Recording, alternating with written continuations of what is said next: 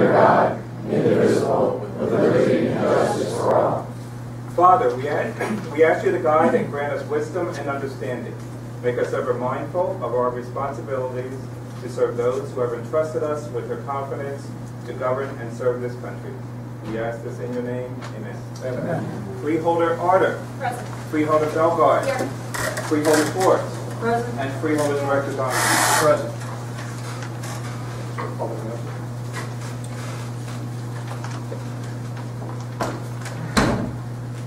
In compliance with the Open Public Meetings Act, this is to announce that adequate notice of this meeting was provided. I direct the Deputy Clerk to enter into the minutes of this meeting this public announcement and the written notice of this meeting. Thank you, Mr. Drake. I'm doing that now. At this time, we'll entertain a motion for approval of the minutes of the regular public meeting of March 27, 2013. So moved. Moved by Freeholder Belgard. Is there a second? Second. Second by Freeholder Arter. Any additions or corrections? Hearing none. All in favor, so indicate by saying aye. Aye. Opposed? Abstentions? Minutes are adopted. At this time, I'll turn the program over to Freeholder Schwartz, who's going to make a proclamation for Parkinson's Disease Awareness Month.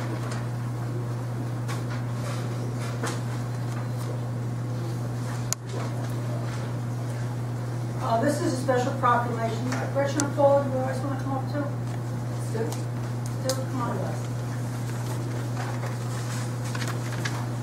These are people who are very much involved in our local Parkinson's community. Myra is head of the virtual support group, and we have monthly meetings every Wednesday. Right. And a lot of you know that third Wednesday, and they're in the Memorials. conference room. A Exactly. lot of you know that Parkinson's is a special thing for me. My husband's been battling Parkinson's for over 26 years now, and we've all kind of been in the same path together. Right. So I'm especially honored to be able to give this proclamation. And I'm going to read it, just bear with me. And the Board of Chosen Freeholders, Burlington County, New Jersey. Whereas Parkinson's disease is a progressive neurological disorder of the central nervous system that affects more than 1 million people in the United States, I think it's more, with more than 50,000 new cases diagnosed each year. And whereas Parkinson's disease symptoms include slowness, tremor, difficulty with balance and speaking, rigidity, cognitive and memory problems, and although new medicines and therapies may enhance life, for some people with Parkinson's, more work is needed for a cure.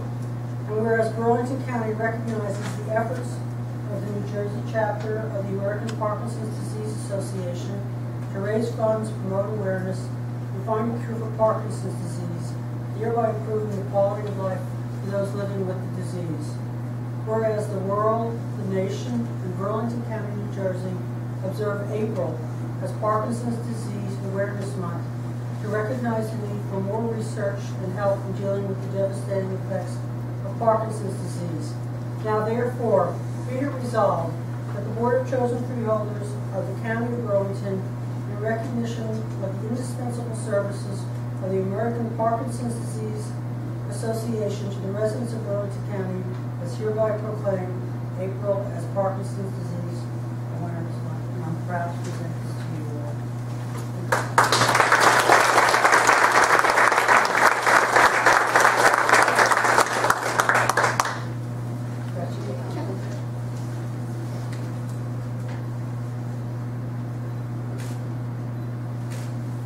And I especially want to recognize and commend Myra for the wonderful work that she's done.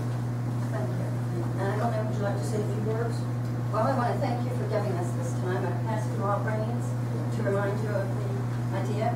Should anybody want to do anything to go out afterwards, we have a special fundraiser at Ruby Tuesdays. 20% is being given to National Parkinson's Action Network, which works with the lobbies in Washington. So I'll leave some flyers here should anybody want to help us out. This is the last night. You get 3 days. You could go here or Deptford or Mount Laurel. And they will give 20% of what you eat as long as you take this flyer away. But I really appreciate anything you do. I have shared some information with you about what kinds of information is available. Should anybody ever want any information, feel free to contact me. And I thank you very much for this.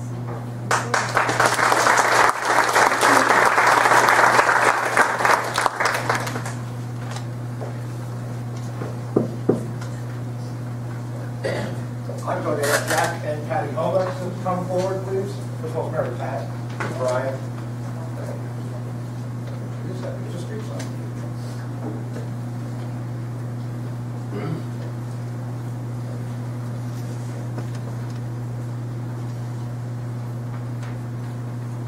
In 2006, the Freeholders, together with the County Agricultural Development Board, established the annual Farm Stewardship Award in honor of Bill Pettit Sr. for his 25 years of service to Burlington County as chairman of the County Ag Board. Bill and his wife Dorothy have demonstrated an exemplary commitment to farm stewardship, as anyone that has visited their farm in Springfield Township can attest. The Farm Stewardship Award is presented annually to an owner of preserved farmland who has demonstrated a similar commitment to maintaining their farm as a productive, viable, and well-managed resource. Those who are selected to receive the award not only take great pride in the look of their farm by keeping buildings and view sheds well maintained, but work tirelessly to enhance farm productivity and to protect the natural resources of the land through implementation of farm conservation practices.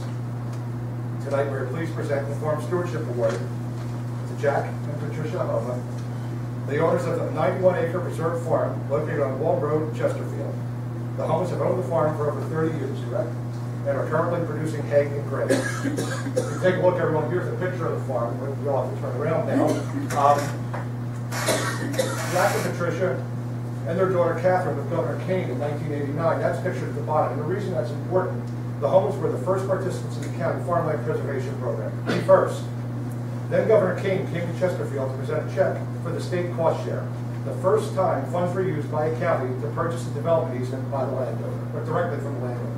How remarkable is that? I mean, that's what this program, look what this program has worked itself into also. We're very fortunate to have landowners like the Homas here in Burlington County.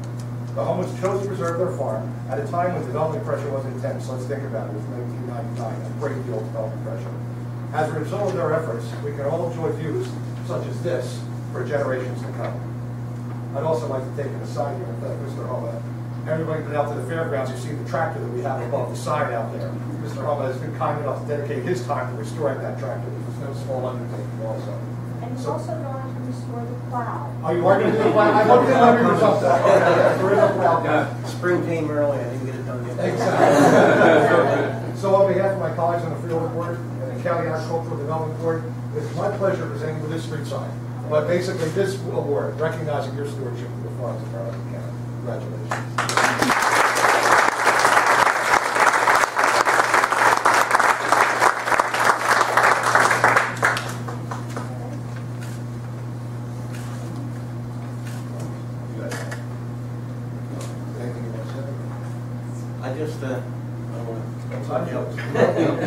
I just want to thank you for this award. Farming was my whole life. I didn't come from a farm. I started all this on my own. My father was a farmer. He wanted me to have a career with Sears Roebuck like he did. And I'm glad I chose farming because this is what I love to do. I love my farm. I'm glad it wasn't developed. I had a lot of development pressure back in '89, like I said. And I'm keeping the farm up. We had problems with Storm Sandy. We had severe damage to the barn. If anybody knows where my farm is at, the barn is all completely restored. And it's done back to the original way with wood siding. I didn't get it painted yet, but it'll be painted this summer. But thank you all again. I really appreciate it.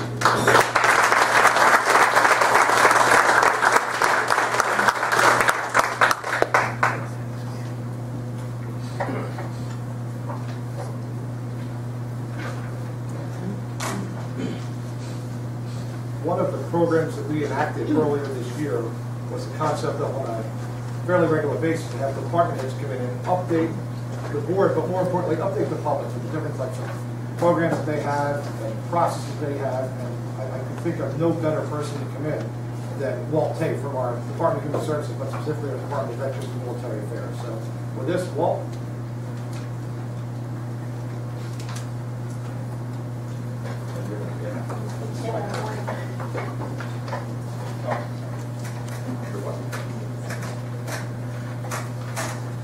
Good evening, everyone. I am Adam Panzo. I am honored to serve the citizens of Burlington County as the Director of the Department of Human Services. And And I've really had the privilege over the last few months of getting to know the good work that's happening across our divisions as I've worked toward improving the quality of life for every man, woman, and child in this county. The Division of Military and Veteran Services is one of 5 divisions under the department, which consists of employment and training, community development, our Office on Aging, and our Behavioral Health and Youth Services Division. We are also responsible for the Advisory Council on Women, and we're the liaison to the Board of Social Services. And we're located at 795 Wood Lane Road in West Hampton, and before drilling down into a lot of the detail of what's going on in our Division of Military and Veteran Services. Thank you, Ann. Freeholders, ladies and gentlemen. I first want to tell you that if I seem nervous up here tonight, I'm not, because I speak in public quite often. But I've been told at home and at work that I am never allowed to touch a clicker. It's the first time I've ever been placed in my hands. So we'll find out if I'm worthy of it. Our division, the Military and Veterans Services, we're very proud to serve over 38,000 veterans and their families in Burlington County. My division is organized with a division head, myself, and 3 veteran service officers. I serve also as a veteran service officer. We're nationally certified through the National Association of County Veteran Service Officers, and our certification is gained by 40 hours of classroom training initially, and then 24 hours of classroom training every year for recertification. Our certification is our license to plead cases on behalf of veterans throughout Burlington County, and it's also our license to plead cases before the federal judges at the Board of Veterans Appeals, and we do that quite often. We also have a office manager assigned to the unit, Diane Johnson. The services that we provide, I'll go through them briefly and give you just kind of an overview of what they are. The bulk of our business is service-connected disabilities. A service-connected disability is any chronic illness or injury that occurred to a veteran during their military service that they still have currently. And they're allowed to apply for compensation and health care for those issues. And we provide them with maneuvering through the bureaucracy of dealing with the VA to get their claims adjudicated. Presumptive disabilities. Presumptive disabilities are disabilities that a veteran did not necessarily have while serving on active duty, but it is presumed as likely as not to be the derivative of service on active duty. And most of the cases that we see are involved with Agent Orange exposure to our Vietnam veteran population. As many of you know, Agent Orange was used in Vietnam as a defoliant, and for 1968 through 70 in Korea on the DMZ. People come into our office all the time and say, I would like to file an Agent Orange claim. There's no such thing as an Agent Orange claim. There are claims for diseases that are systemic of exposure to Agent Orange, and they're called presumptives.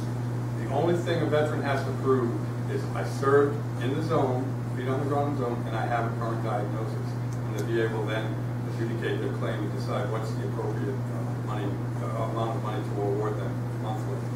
These presumptive disabilities, very, very common among the veterans. Right now, that's the bulk of our business because the effects of Agent Orange are right now really hitting our Vietnam veteran population tremendously. Prostate cancer, lung cancer, larynx cancer, Parkinson's disease, we just mentioned Parkinson's disease was recently added to the list of Agent Orange diseases. Leukemia, heart disease, coronary artery disease, systemic heart disease. There's a whole host of them that I can't pronounce either, but when you consider something like coronary artery disease, how many of our folks have had that, how many have died from it? Those are all retroactive presumptive disabilities. We also have what's cropping up now is Camp Lejeune contaminated water cases. And it's just coming to light now that the water at Camp Lejeune and Camp Geiger was contaminated from 1953 to 1986. And many of our Marines are facing diseases caused by that now. I see some surprised looks out in the audience, but a recent study indicated that male breast cancer among Marines was 5 times the national average. So while these diseases are not yet presumptive, they're adjudicated individually, and we accept that sometime in the future there will be presumptive diseases with Marines service at Camp Lejeune and Cape Geiger. We're very proud that we were among the first in the nation to adjudicate a case, and our case is often used as basis for other claims that are presented all across the country. So we're very proud of that. We also have non-service connected pensions. These are for low-income veterans who have wartime service. They have wartime service and they're low income, they can apply for a service-connected pension. The threshold for that usually runs around $22,000 a year, and that's for the entire family income. We have dependent indemnity compensation, and this is one that I try to publicize as often as we can, because any time a veteran has passed away from a service-connected disability, his or her spouse is entitled to a pension for the rest of their life. And there are countless spouses out there, I'm sure, who do not know. And have every month we adjudicate a case on behalf of a widow or a widower of a veteran who died of a service-connected illness. And they'll come in and say, we never knew there was such a thing. There is such a thing. It's lucrative on their behalf. It's a minimum of $1,228 a month tax-free. And it doesn't matter how long the veteran served. They served for 1 year, 2 years, or 20 years. They're retired. Widow wartime pensions are for the widows or widowers of wartime veterans who are extremely low income. And that income threshold right now is about $8,200 a year. While that may seem insulting to some, or that it may never be that low, we take into consideration that all medical expenses, including nursing home care, is deductible from the gross income. So when you have a veteran's widow or widower who is making $45,000 to $50,000 a year, but they're in a nursing home, if anyone has priced nursing home care, that can run $10,000 a month. Subtract that off their income, and it's zero. So we do more of those type of pensions than one might imagine. Age Dependence is a program that awards extra money if the veteran or the widow of the disabled veteran needs extra money to help offset the cost of the daily living requirements. This means they can't function daily for eating, cleaning, dressing, things of that nature. There is extra money available. Educational benefits we're doing under the post 9/11 GI Bill, the old Vietnam GI Bill, and we also do vocational rehabilitation. When a veteran is deemed disabled, the VA will help rehabilitate them into a new career field or a quality of life issue if needed. And burial benefits. A lot of folks are under the impression that if you are a veteran and you die, you're entitled to burial benefits. That's not true. There's a lot of circumstances that make one eligible. For the most part, the veteran had to be disabled at the time of death. Those benefits will run anywhere from $350 to $2,500 on a one-time payment, depending on the circumstances of the death.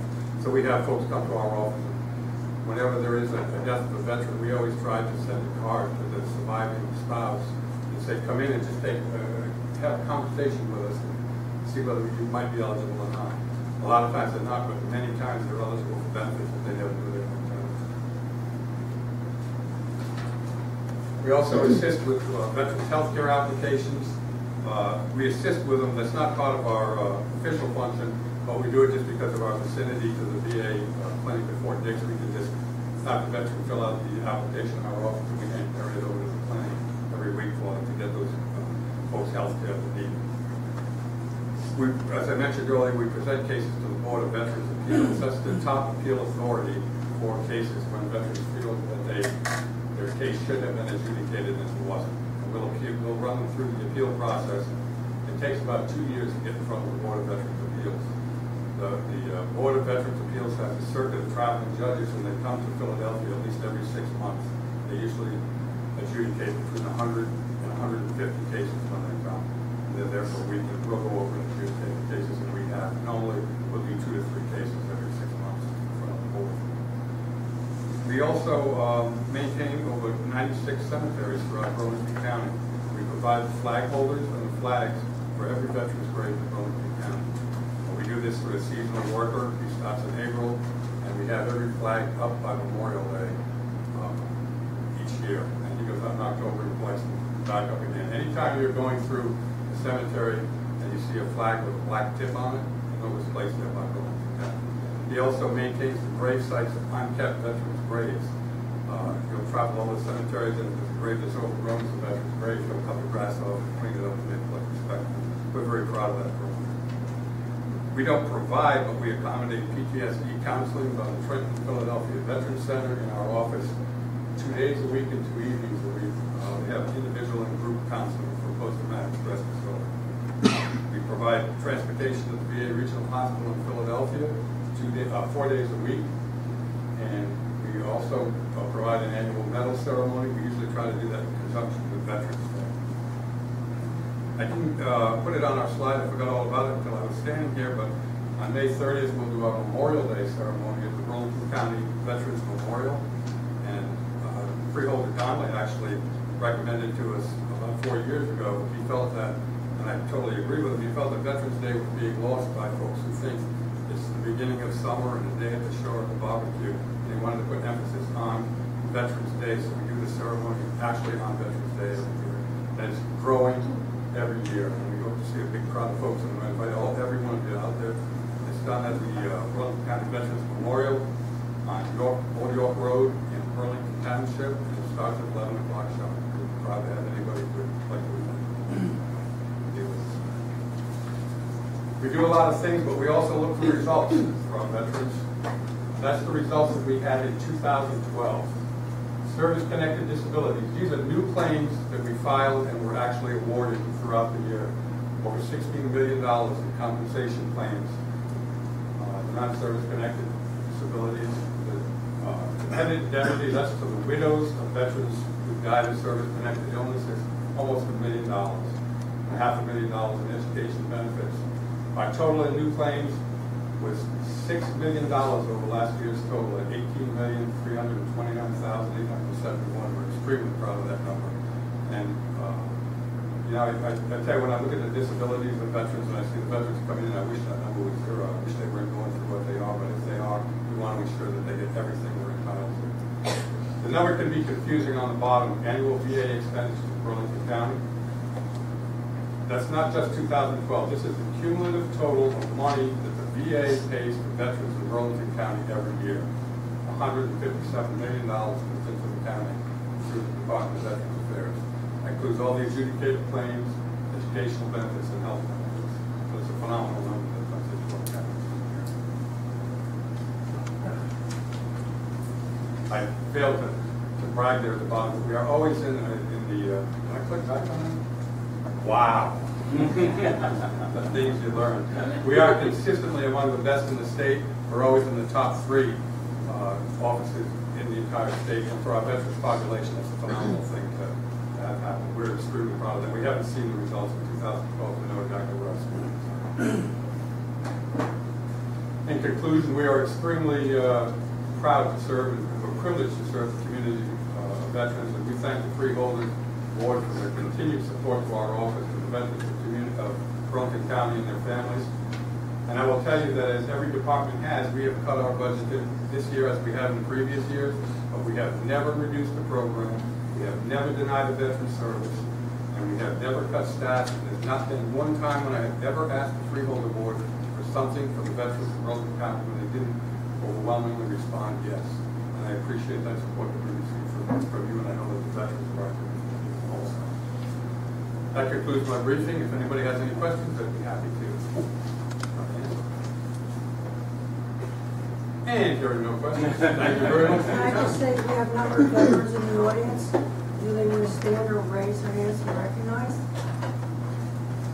I know they're out there. I can see them right out there.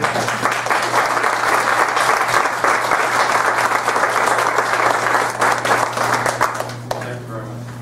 Thanks, Walt. Good work. At this time, we have a public hearing on ordinance number 2013-00092. Yes, ordinance number 2013-0092 of the Board of Chosen Freeholders of the County of Burlington, New Jersey, authorizing the guarantee by the county of the payment of the principal and interest on the county guaranteed lease revenue bonds, governmental leasing program, series 2013A, issued by the Burlington County Bridge Commission in an aggregate principal amount not to exceed $13 million for the purpose of providing additional security for the Commission financing of the 2013A governmental leasing refunding program, approving said refunding program of the Commission, and consenting to the issuance of refunding bonds to finance said program. Thank you, Mr. Drake. Now that we have that in government speak, Mr. Troy will explain that in English to everyone. Thank you, Mr. Dirk. I'd be happy to. Basically, this public hearing and the resolution is in place to guarantee the debt of the Root Commission, of which the county does as part of its process. And basically, the $13 million in question here was for the following municipalities. The County of Burlington was one. It has impacted the municipalities of Riverside Township, Mansfield Township, Cinnamon Township, Delran Township Fire District, and Pemberton Township. We estimated a PV savings of $1.2 billion as present value savings, and that's very close to 10%. So basically what we're doing here is the bridge is going out to sell their bonds. We're guaranteeing the debt, which helps them very much in the market in terms of securing the best interest rate possible. Thank you, Mr. Troy. This adds no additional term to the level of debt. It does not. Thank you. At this time, I'll open the meeting to the public on ordinance number 2013-00092. If you'd like to speak to that ordinance, please come forward, state your name and address for the record. Seeing no public comment, I'll close this portion of the meeting to the public. I will entertain a motion for the adoption of ordinance 2013-00092. Moved by Freeholder Ryder. Is there a second? Second. Second by Freeholder Schwartz. Any discussion? Hearing none, roll call vote, please. Freeholder Ryder. Yes. Freeholder Bellegarde. Yes. Freeholder Schwartz. Yes. And Freeholder Director Dom. Yes. Ordinance is adopted. At this time, I will open the meeting for the public to comment on any item listed on the agenda this evening. If you wish to speak, please come forward, state your name and address for the record. We are open.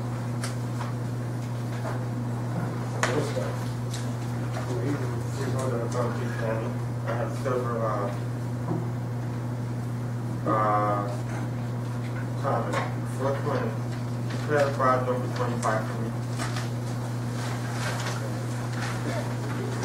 Again, 25.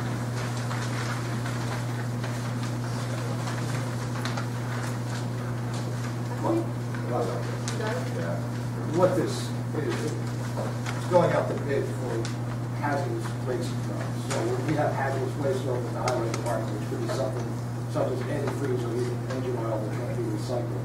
We need to put it in correct containers that we transfer to the treatment facility and recycle. So it's just a bid authorizing us to acquire these items. Okay, thank you for clarifying. Second question is on number 4. Creating in the bottom. Yes. Whose job and who's doing? We had 2 promotions. One was in the finance department, and one was in another department. Employees are doing more work because of staffing reductions through attrition. So the department managers, actually the health department and the finance department, asked to promote 2 clerical people who are taking on more responsibility. And that was 13.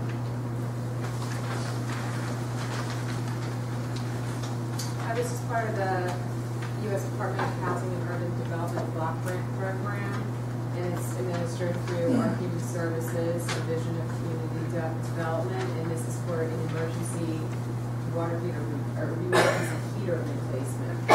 Anybody can apply for that program, right?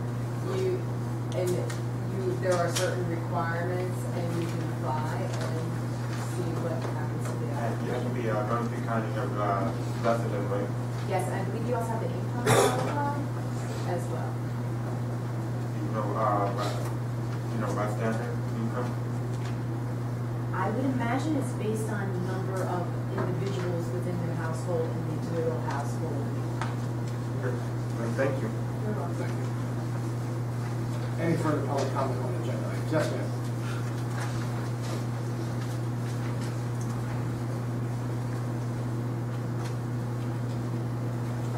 Hello, everybody. My name is Tony Price. I'm here on behalf of the Rancocas Nature Center. You will see items 8 and 9 on the agenda. And I just want to take this opportunity to sincerely thank the freeholders, Mary Pat Robbie, and all of the interested people, including citizens from West Hampton Township, Rancocas Conservancy, everyone has done an amazing job to help this happen.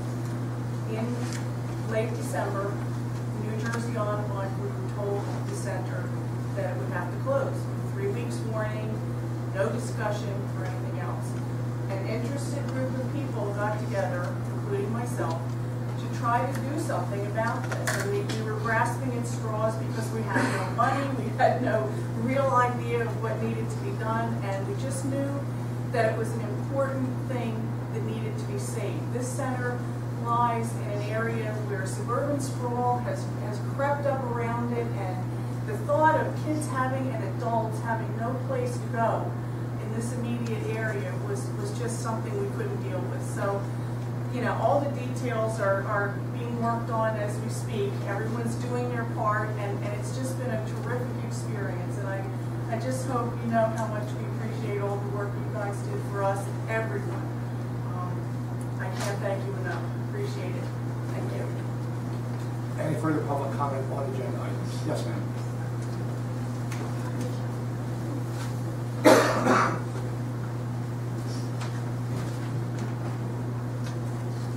Good evening. Mary Ann Reinhardt, 124 Wharton Court, Chemung, New Jersey. Number 2, authorizing the award and or rejection of contracts to the Department of Finance Division of Purchasing, county restrictions.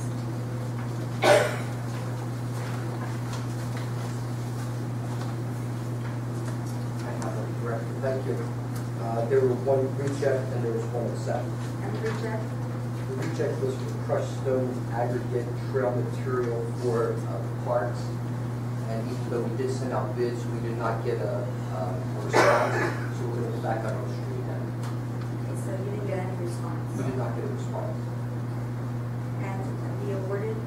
The awarded was for the calibration of scales over at the solid waste facility. Basically, we have gone out to 32 vendors of unit, 12 of them were of construction, 8 vendors bid, and 3 were Burlington County vendors. And last year's amount of money was $58,391. This year's award is $63,930. That's going to 63,930. this one. Is that the same? Same vendor, Mr. Troy? Sorry. Same vendor, Mr. Troy? It is the same vendor. Same vendor, right? The vendor is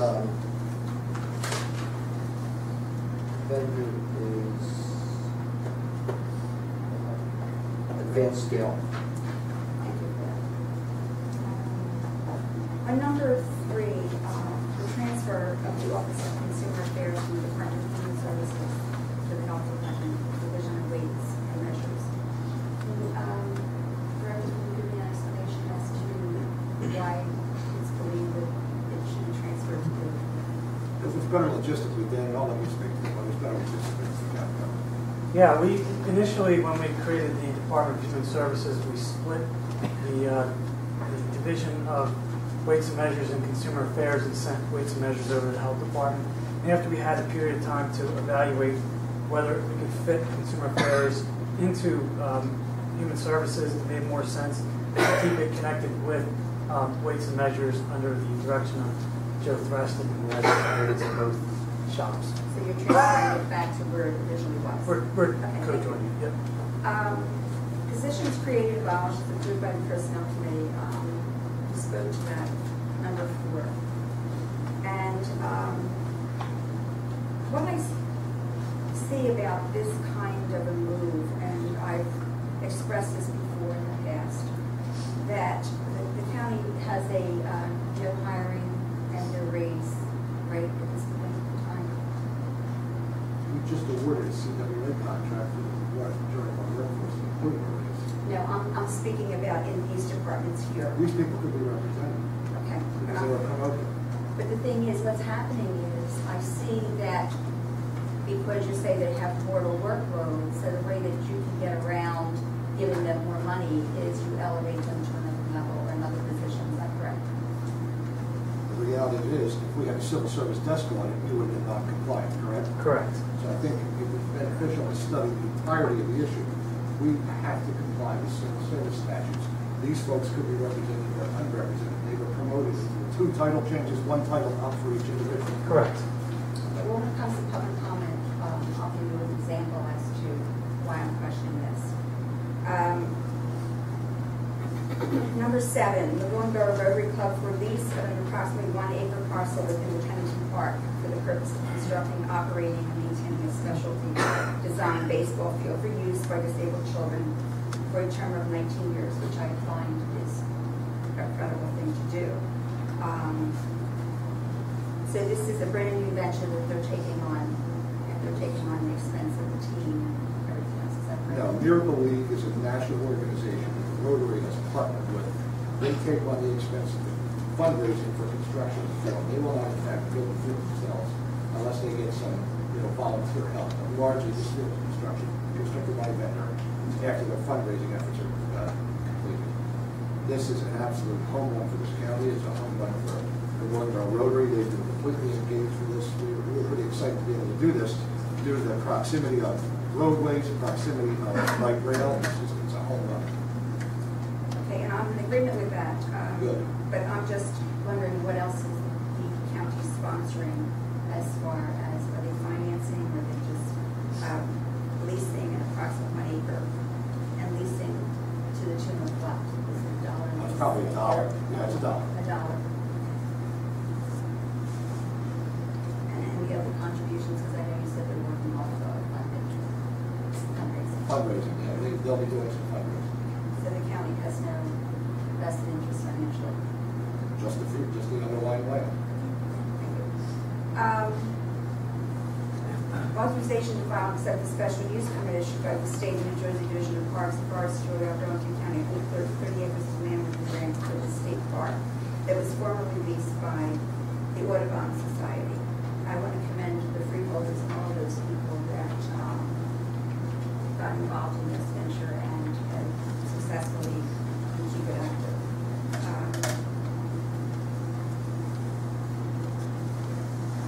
Agreement with the Burlington County Soil Conservation District and Robert Lounsbury for management of approximately 600 acres of land in Springfield Township and Burlington requirements.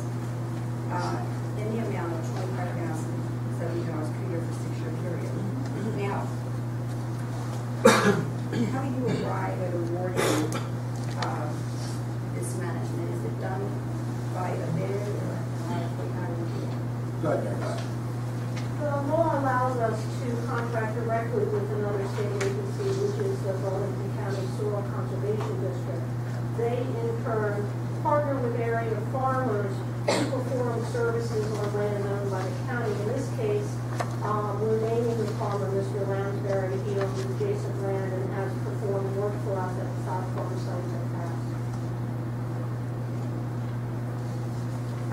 This was discussed, I think it was last year, that you were going to put an RFP out for this. So you changed your mind on that? No, we worked with soil conservation. Excuse me? We worked with the soil conservation. Okay, so you didn't change your mind and you didn't propose that? I'm not saying I didn't propose it. I have thought of the part of it.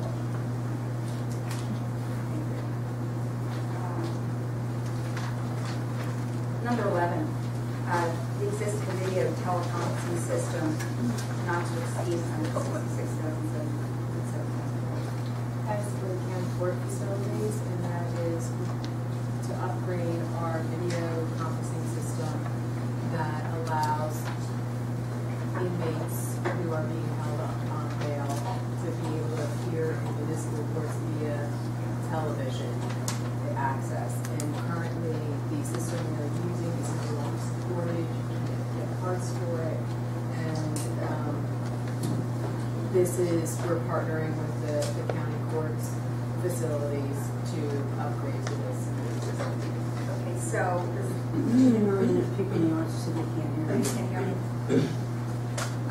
so that comes out of the court budget? This is our portion of the purchase. Okay, so what's the total amount? Is Mr. Worth?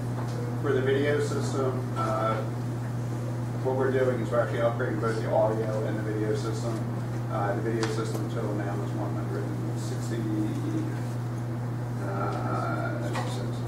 $6,770.85. And the courts are taking care of the audience. Yes. Okay, and that, what's the cost on the audience scene? I would have to look back at my notes. I think that is around $50,000. Okay, and my other question on that was initially what the age of the existing system is. It's so old, you can no longer buy parts to support it. It's obsolete. Okay, the multi-jurisdictional, this is number 12, all hazards mitigation plan, in an amount not to exceed $65,000 in the period April 15, 2013 through July. Is that a yearly, or is that every 5 years? Every 5 years, we have to update the plan, and every municipality, if they want to qualify for FEMA funds to mitigate any kind of infrastructure, they have to be part of this plan and adopt it as well. Every municipality. If a municipality wants to qualify for federal mitigation funds, which means upgrade buildings or roadways or other structures to be more sound in the face of that possible disaster. So that's a FEMA plan. The FEMA yes, the federal government requires you to be a participant in this. And my other question is it necessary that you have an outside firm review and update? It's their specialty. This is what the outside firm does, and we're paying for this through the grant we received from FEMA. So the Department of Public Safety Division of Emergency Management doesn't have that expertise or that specialty? It would, I'm not saying they don't have their specialties, I'm saying this is a very specialized plan that requires much coordination, and who we are partnering with to do this has a wide range of experience that we naturally have in updating these plans. And it's a better marshaling of our resources to pay a less than $65,000 from the state grant than to marshal all the human, et cetera, resources would be a greater number. Okay, so that is a state grant. It is a federal grant. Federal. What was the state when you said the state just then? State grant. I did not say anything else. This is the federal. This is a federal grant. Okay, number 14, authorization to forgive Morristown Economic Neighborhood Development in the amount of $300,000 for an additional 10-year affordability period, which term will expire August 31st, 2022. What is the benefit of the county for giving this monies? It is to the benefit of the residents of Burlington County to have affordable housing guarantees, units guaranteed as affordable housing until 2022. So if we did not forgive this, what would happen? They, in theory, they could turn them into market rate units, and it would be that many fewer affordable housing units available in our county. And I'm very familiar with men. Have they ever? I believe Med has done this in the past with other units they have. No, I mean, in the event we weren't to forgive the monies, did they ever take these units and sell them? I don't believe we've ever not forgiven Okay, thank you.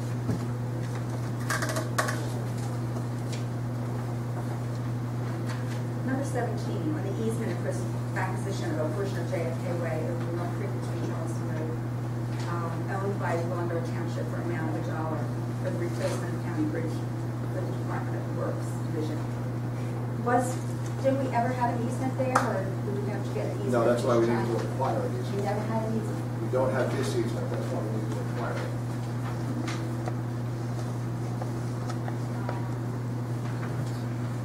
Approval of the annual transportation program for 2013, the authorization to submit application to the state of New Jersey Transportation Obtain funding for the New Jersey Transportation Trust for the amount of $4,532,000 from the Department of Public Works Division of Engineering.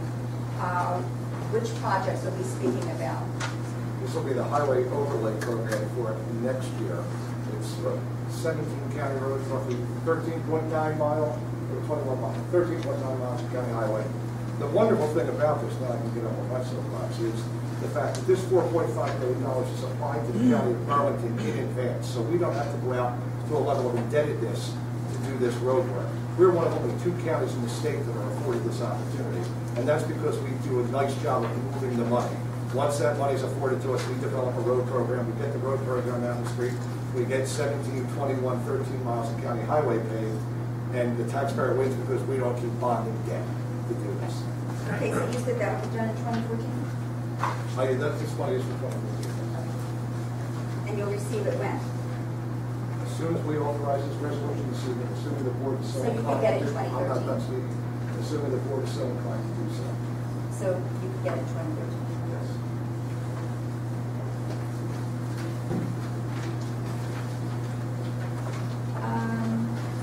This is the Raymond and Hagan Associates in the amount not to exceed $248,000 to provide professional engineering services for preliminary and final design and rehabilitation of County Bridge number, and it gets the bridge. So this project was a bid project? This project has not been out for bid yet, it hasn't been designed yet. Okay. So you don't put the design out for bid either? Explain. We solicited, the county has a program of pre-qualifying our professionals. We solicited a few quotes, selected the best scope, and then ultimately awarded it as consistent with our estimate. And do you accept the lowest bid or the lowest quote? We strive As I said, sorry? We strive to most often, but it depends, some of it depends upon qualifications. Adams was with Raymond and Hagan, were best qualified for this work, in your decision. That's correct. The shared services, I know they use that buzzword a whole lot, for the installation of a mid-block crosswalk at Old Marlton Pike in Easham Township for the Department of Public Works Division of Engineering. What is the cost of the project, and how are they splitting out who pays for it? I don't believe we have any cost in this one. Yeah, it's zero cost. It's between Easham Township and Cole Realty So there's no cost at all? for the county. There is a cost, but not for the county. I don't know. Okay.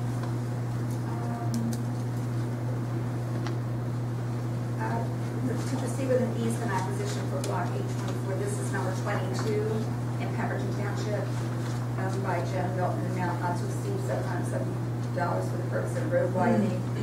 Is this a continuing project, or is this a new project for 530? This is from phase 1 of 530. This is the only property that... No, the resolution immediately you'll get to next is the second portion. That's my next question, and have both parties agreed? Willing buyer, willing seller, correct, Mr. Nelson? Yes. Thank you.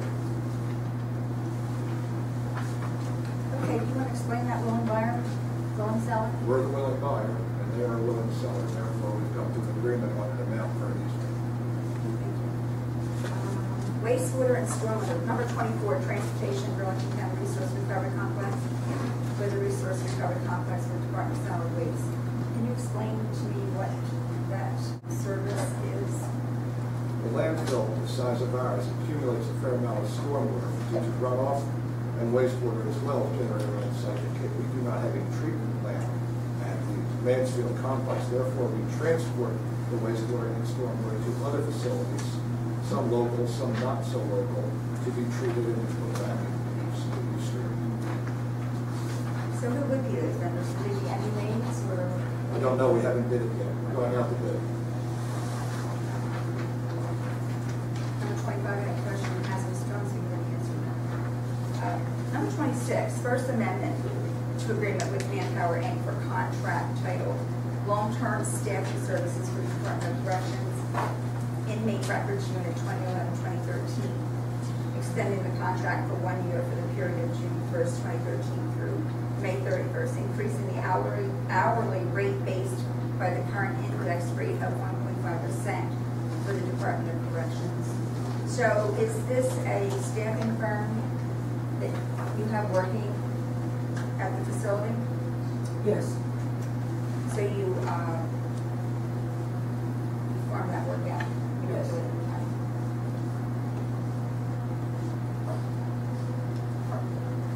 1.5%.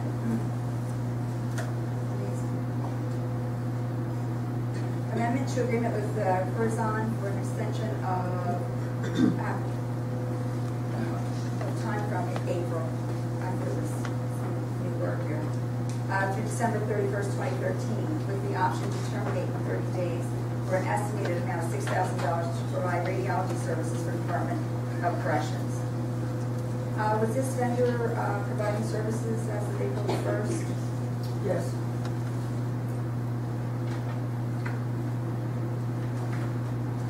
So we're going with a 10th now, so we're going to go back to the 1st. So Was there an agreement? Was there an agreement for them to continue? That's what we're talking about here. Yeah, but I'm saying this is the 10th. Actually, it ended on the 1st. So it'll be retroactive. Just wait, thank you very much.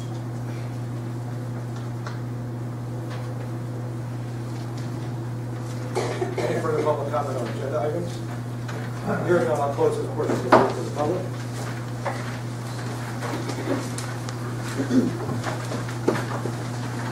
At this time, I would move the unanimous consent of resolution items numbered 1 through 10. Is there a second?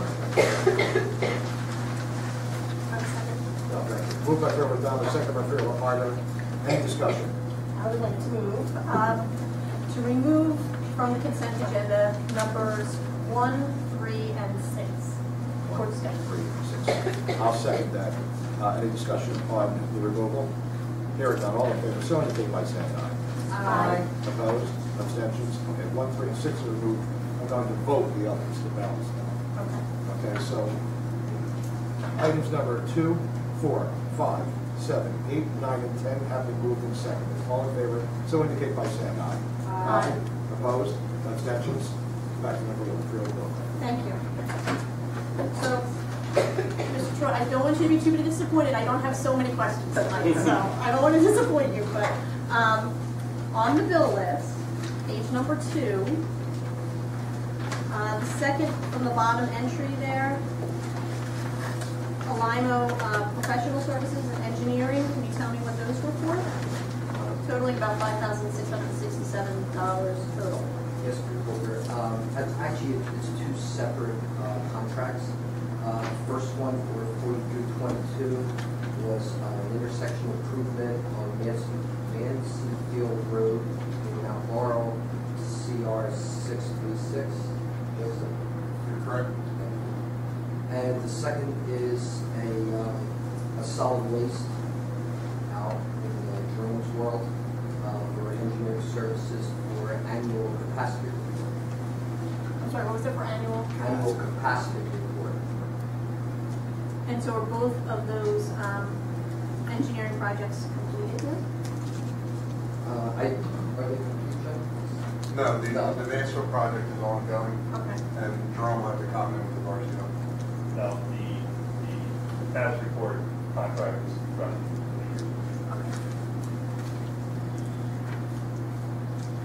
All right, on page 7, about halfway down, the Bordentown driver training, which totals over $17,000. Can you tell me what that is, please?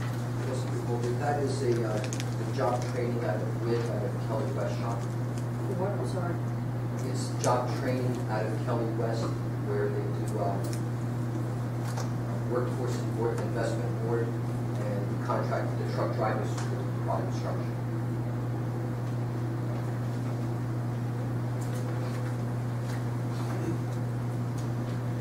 Page number 14, I'd just like to note at the bottom that Camden County College, I need to recuse myself on that one because they are a client of mine. Page number 34, the second to last entry there, that JV Kalmanari Library Edition, $16,826. Can you explain that to me? Freeholder, this is for work that's been done on the library edition. It's engineering actually, it's not engineering, it's actually structural steel. Talman area is the structural steel fabricator. And they do the wall, they already get paid directly. They're one of the 4 disciplines that get paid directly. Oh, okay. And are they done at this point, or is that still Yes, going on? we are processing final invoices and payments. Okay, so we won't see them on here for the library project? I believe there's one more closeout invoice, one more final payment for the contract. I believe that that is all I have on the bill list tonight. Thank you. However, I left them to Joanne. I will try not to That's okay. make you too crazy. On page 4, Murrah Health Administrators, about $500,000. Could you talk about what that is? This is our health insurance for town employees. Okay, thank you. On page 9, salary for Steve Mather. Who is he and what department is he in? I'm sorry, can you tell me halfway down? Halfway down. It says salary It's the for fourth Steve. one up from the bottom. Okay, that's better. Fourth one up instead of halfway down. This is again in WIB. It's job training. Okay.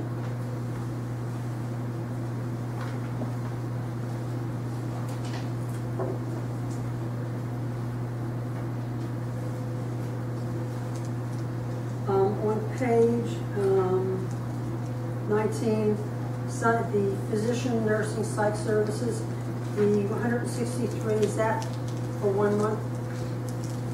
And was that mostly salaries for 5 people? Am I reading that right? This is the medical contracts for the jail.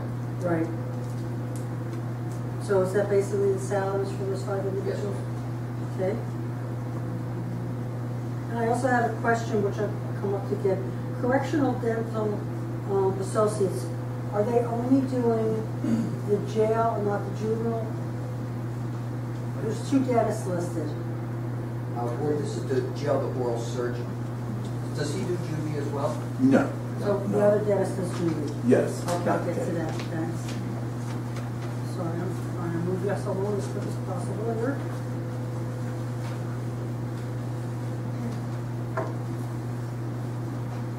On page 34, for Michael K., I know him personally, so I'll be abstaining from that.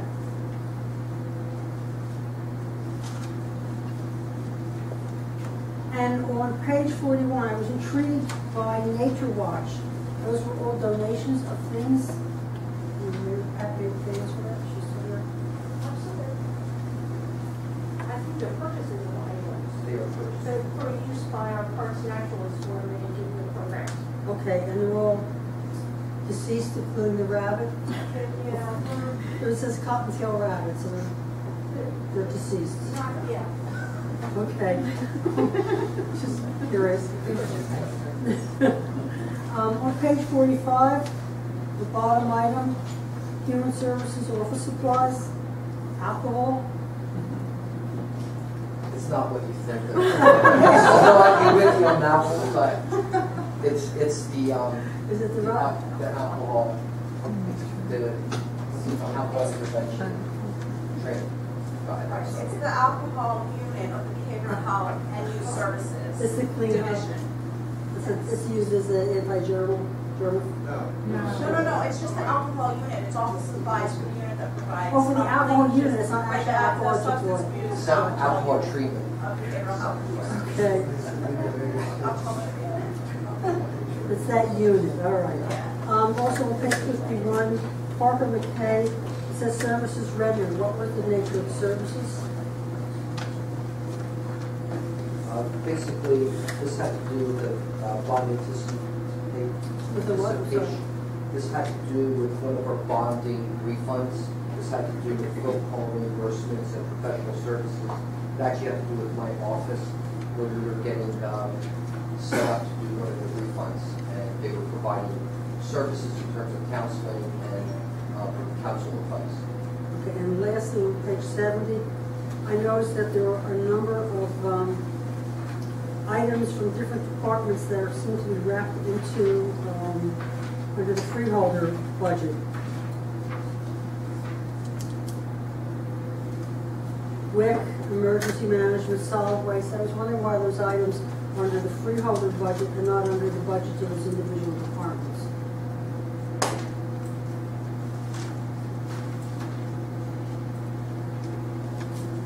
What we basically do is, this is for office expenses, telephone. If you can see, there are the individual accounts listed, but what we do is, first incident cost is incurred in the freeholder's office, and by freeholder's office, it's not necessarily your office, it's just a budget, basically where we put all the dollars. We pay the bill out of there, and then we go back to them and credit all the individual units, and then we reimburse. Okay. It's just easier to pay one bill that way, and then go after the individual units than to try to chop it up into pieces that way. Okay, so from an accounting perspective, that's why I said this. Yes, ma'am. Thank you very much. You're welcome. I'm happy to hear the years on the alcohol. Any further on resolution? Hearing nothing, it's been moved and seconded. Abstentions have been noted. All in favor, so indicate by saying aye. Aye. Opposed? Abstentions? Resolution is adopted. Moving on to resolution number 12. Okay, thank you. I just wanted to confirm for this. I guess, Daniel, I asked you this. There's been no additional expense in making this this transfer from department to It's department. budget neutral. Good. Okay. Thanks. I'm sorry, you said no? Budget neutral.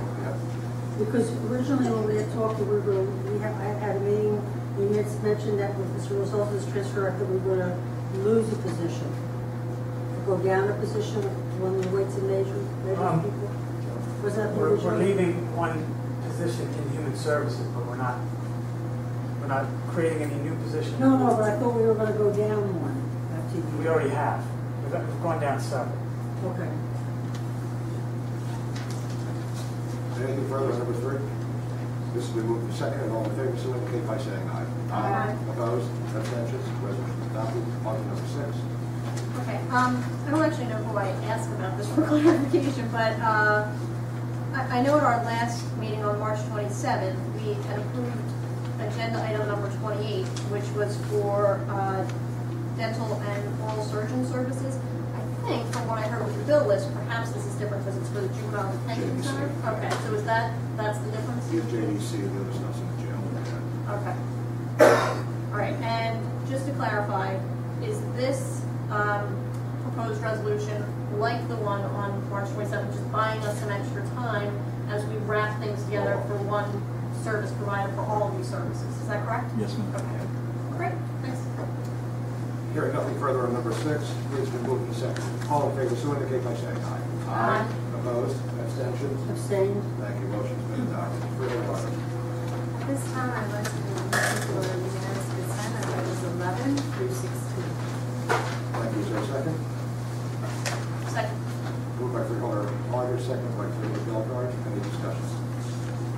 Hearing none, all in favor, so indicate by saying aye. Aye. Opposed? Abstentions? Resolutions are adopted. Freeholder Harder, if you would take them. Now, you know what? Freeholder Bellegarde, if you would take the next meeting.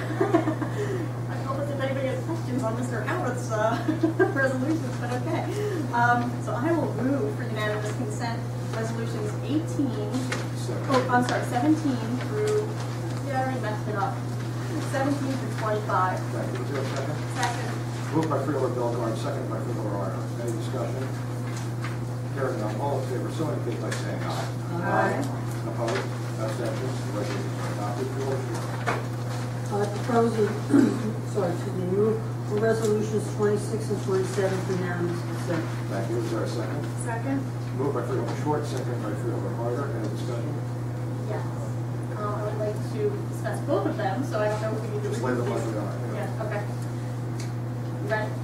Okay. So, on number 26, in taking a look at this, it looks like there's an increase, and I don't know if Daniel discussed you, there's a rate increase of 1.5% for the year.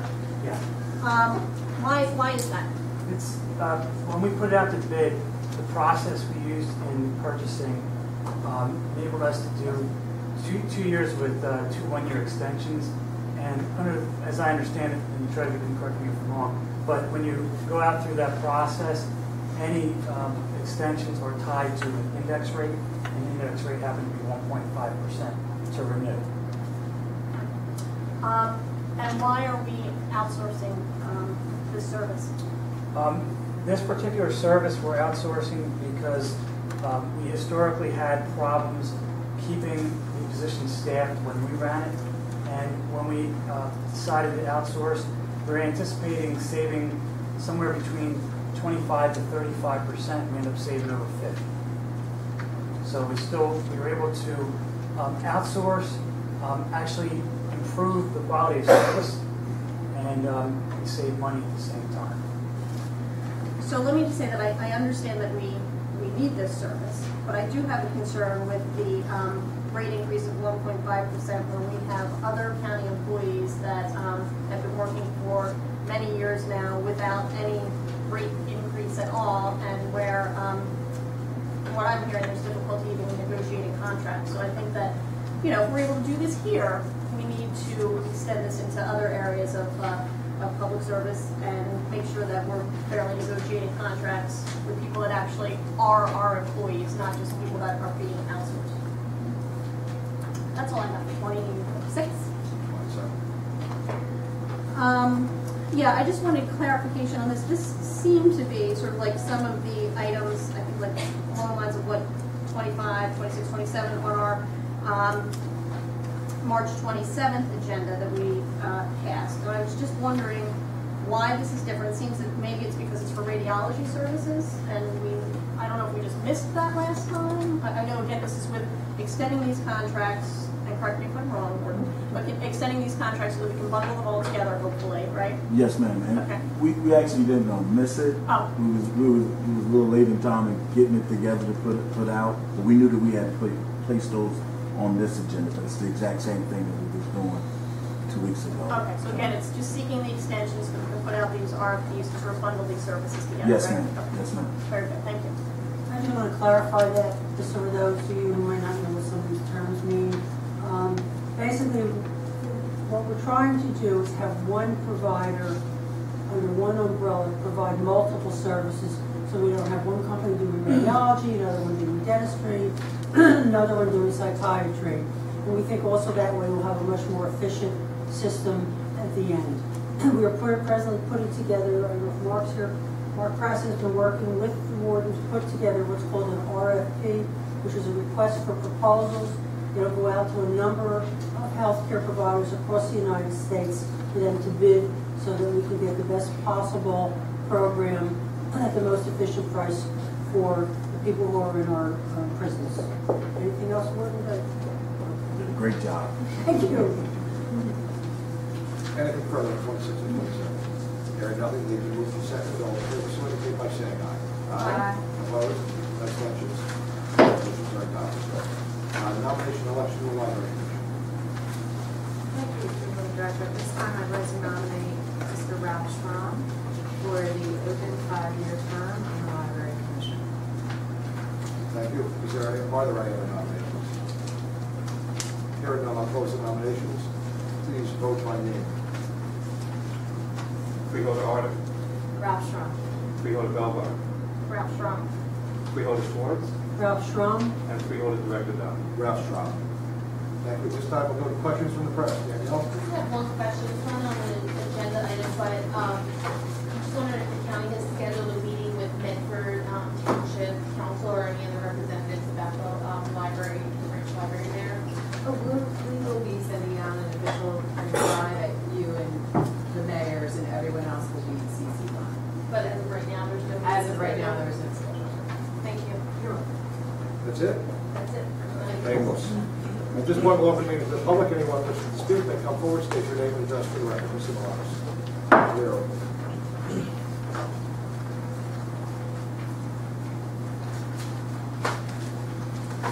Mr. Morales, 644 Drive. Fort Drive. Just coming, we hear a lot about veterans, but the reason I'm here today, we got a couple million people coming to Iraq and Afghanistan.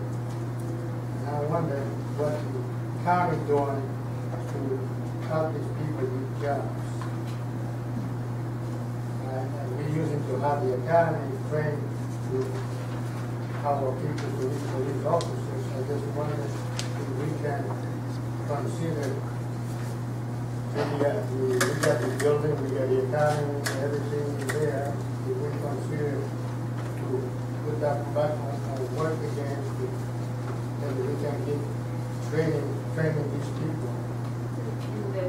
The Division of Military Affairs is under the umbrella of Human Services, and part of Human Services is the Workforce Investment Board. And part of why we're partnered all together under that one umbrella is so, as veterans contact Mr. Tate, he can put them in contact with the Workforce Investment Board and vice versa.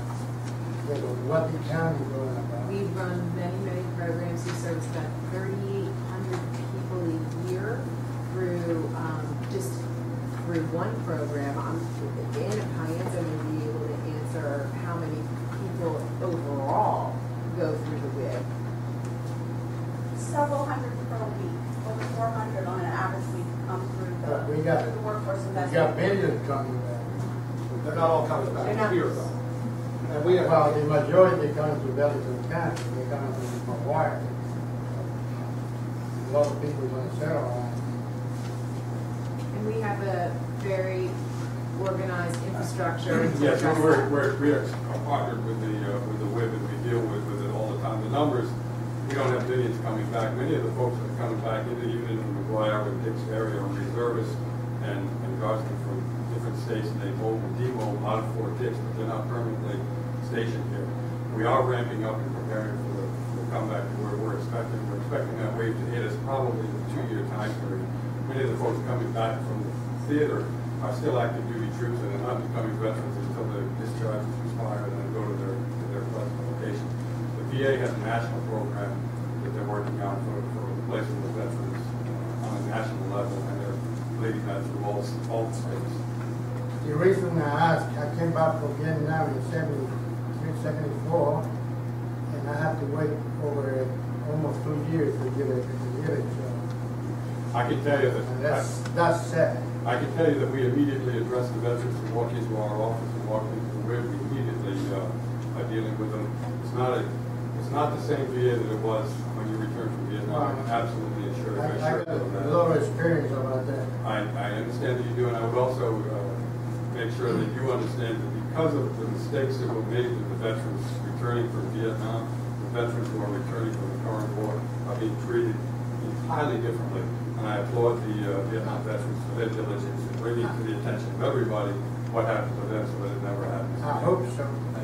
Now, I'm back again with the kids.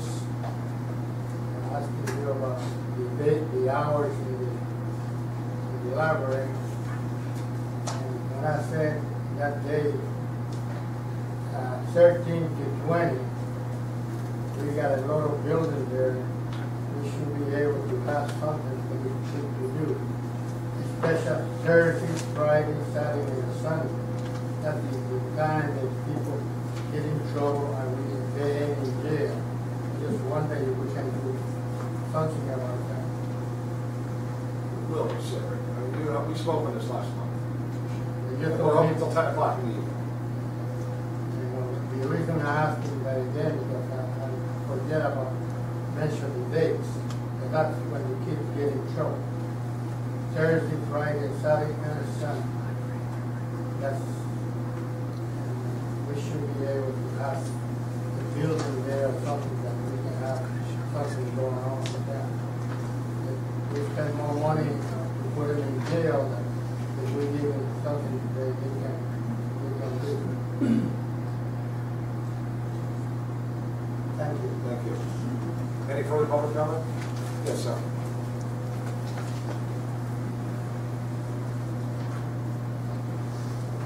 Charles Markworth, 40 Christopher Road in Metro, New Jersey. I would like to talk about the Highlands Library. I mean, I've lived in Medford for 16 years, and I attend some of the council meetings. I hear their side of things, but I'd like to know what the deadlock is in trying to get this agreement resolved. I mean, I hear what they have to say. I read the county website and I'd like to hear from you guys as to how can we resolve this whole thing for the Pinelands library. Because my family uses it a lot, and you know, I hear a lot of stuff going back and forth, and you know, it sounds like, and I hate to use this word, frats, the way they're read, like other towns can use a library and stuff like that. So I'd like to find out from you guys, how can we settle this deadlock? How can we get this agreement finalized and move on? I'm Leah Arter, I'm the liaison from the library. Name again? Charles Markowitz. Mr. Markowitz. We have 7 branch locations throughout the county. And traditionally, each branch location has a separate agreement with the Library Commission for their facility. And I believe Medford's has been in existence since about 1972. And that building is owned by the Township of Medford. And last year, then Mayor Pace first went to the newspapers and talked about it, and then he came here and we said for 1 year we would be willing to reimburse Medford $30,000 for the expenses. But going forward, that would be off the table, just give them some breathing space to get their hands in the budget. And the position that I've been very clear about in my time dealing with them is that that building is owned by the Township of Medford.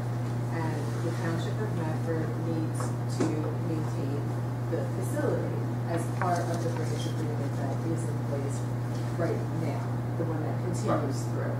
And there has been objection to that idea.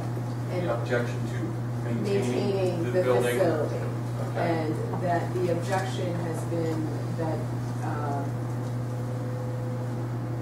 made by certain members of council that they do not want to maintain the building. They want to put that back on to the county library system. And it's the county's position that that is a Medford Township asset. It needs to be maintained by Medford Township, because if Medford Township at whatever time decides to liquidate that asset and realize the proceeds of that, it will not be dispersed back to all the other 37 municipalities who are paying the tax to join the library system. And that is traditionally part of every branch agreement that each party at the table brings something to the table. And that in this situation has been the suppliance of the facility. The other thing that has been going on at the same time is we're looking at our library system as a whole, because we're living in a changing time. We're moving to e-readers. Many people utilize the online services. People are able to do that more and more. And looking at Medford's facility, we see about 1/3 of Medford cardholders are going to each and using each facility. And we. Okay, but Yeah, that doesn't, yeah. right, you may prefer where you are, but at the same time in Medford, we have programs there for children, and there isn't enough room in the facility to house all the interests. So in discussing with Medford officials, we have to say, we're going through our own review of the library system, and we're concerned that your facility is not outfitted to meet the needs. And it's. You mean if I may, in expansion of the overall square footage of the building, or just And reduction? it's chopped up. And so we think, looking at it, like you might want to restructure it to have an adult reading space, have a program room, and an internet cafe. And we want to move things forward and move in that direction, but we are asking Medford Township to commit that they will work as a partner in providing for that. Financially. That they would come to the table and because it is their facility. It is their facility that is the township's asset. And there is a great reluctance to commit Well, I'm hearing about maintaining the building, and I understand It's that. two parts, yes, Right. maintaining it. And they own it, I'm all, and I, you know, I contribute my taxes, my local taxes to pay for the maintenance of the building. The issue that I'm hearing a lot about is bringing it up to the 21st century with the e-readers, modernizing it in that fashion, that I'm only going by from what I have taken away from this, okay? That we need to contribute part of that, I mean, as far as the township is, to upgrade to the 21st century. Am I correct on that? Correct. Okay. My problem is this. I live in the town. I don't know how much you know about what's going on in the town. We're $5.6 million in the hole. Okay? They've had assessments. People's taxes have gone up because of the assessments. We also had another tax increase. We've had to cut our police force in half. We've had to sub out all our services. There's no more for us to do. The only words that I can use that I agree with one of the councilmen is that's like trying to get blood from a rock.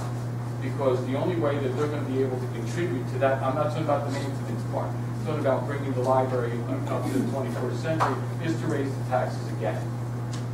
And you know, my salary doesn't go up, it stays the same, everything's going up. I can't afford it anymore. I'm getting to the point right now where I can't afford to live in New Jersey anymore, let alone live in Medford. So I guess what I'm asking is, I understand there's money in surplus in the library. The library operates under a different accounting regulations than a municipality or a county.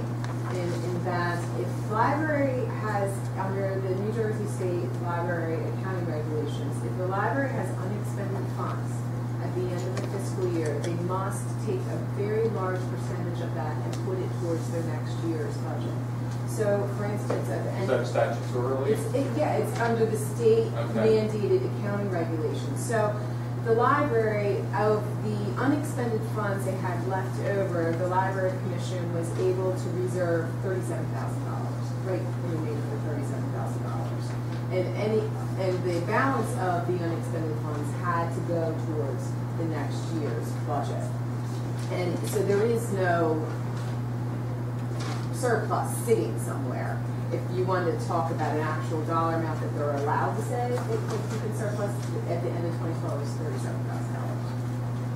I guess my question is, how can we get this resolved? How do we get you guys and Medford Township to sit down, and I guess it sounds like I'm annoyed and I'm not, that there's all this phone calling back and forth and letters being sent back and forth. How do we get this resolved?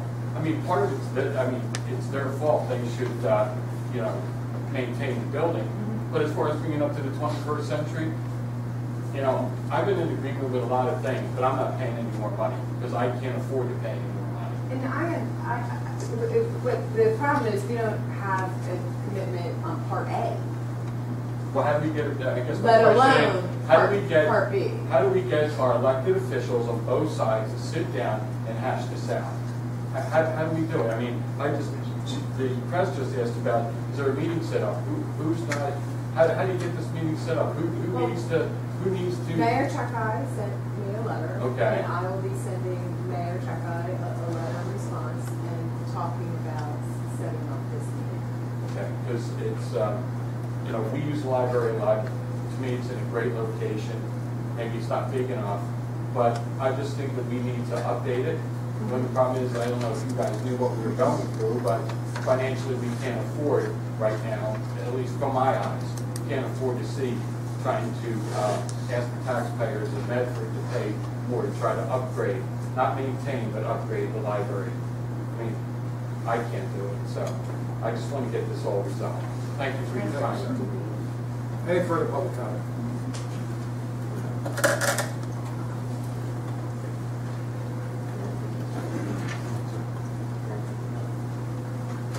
Sammy Cohen, 180 Riverbank, Burlington City.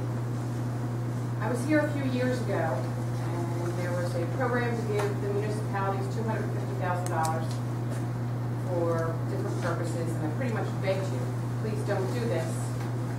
Wrong spot. Good idea, but there are other locations for a soccer field, which was put in on the riverfront. And and we had to match $52,000. We're in a position now where the current administration, the town's a mess. My taxes, my house is for sale. Pretty much through what the previous gentleman just mentioned, my taxes have gone up. Fixed incomes cannot afford it. When I started at over $17,000 in taxes on a reassessment, that's unfathomable anywhere. It's been reduced, but not enough to stay in this municipality and in this state. It's for sale. Whatever I have to do to sell the house, no matter how I have to reduce the taxes, which will affect the entire riverfront, because that's where I live, on the riverfront, so be it. Excuse me. We're in a position now where I understand that Ingerman Development Company came to the freeholders for a $500,000 grant for 65 units of low and moderate income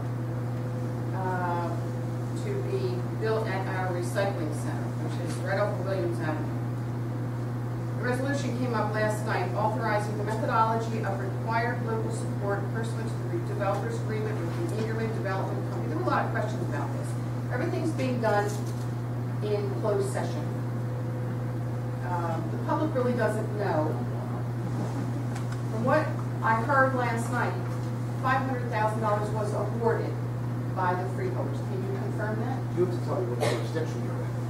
I said Burlington City. I heard way over back then, but I didn't hear Burlington. I said Burlington City.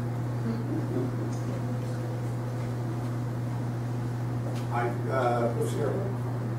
Troubles out here. I can speak to that.